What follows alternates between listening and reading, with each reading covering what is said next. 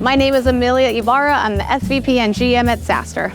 Funny story, actually. Beefree is a sponsor of SaaStr. SaaStr is the world's largest SaaS-only community of founders, entrepreneurs, and CEOs. And then I was just looking into what they did because I was looking into what all of our sponsors did. And little did I know that I would stumble upon this really easy-to-use email editor, and instantly I fell in love with it. I had looked for a really long time for something like Beefree and hadn't found it. As a Marketo user, Marketo is really clunky to use to directly design email. That would equal more design hours, more marketing team hours. It was really simple to just make all of our emails directly in the Beefree platform and then export it back out to Marketo. It's really seamless, and so it's nice. The moment we found this, it was like an instant solution for us.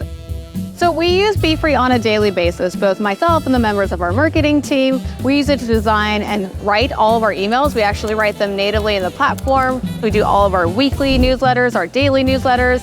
It's really nice that it's drag and drop, so anyone new that I onboard as well to the marketing team, it's simple to get them on the platform.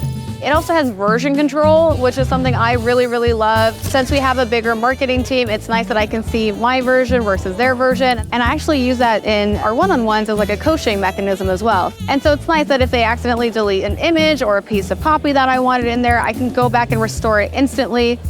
Personally, as the SVP who runs like the marketing, content, and events team, I would definitely recommend Beefree. It's one of my favorite SaaS products out there. We've sent over 10 million emails with Beefree using their editor, and it makes it really easy to be efficient. It's definitely saved us hours and hours and days of time by this point. And so that's why we've been users for multiple years now.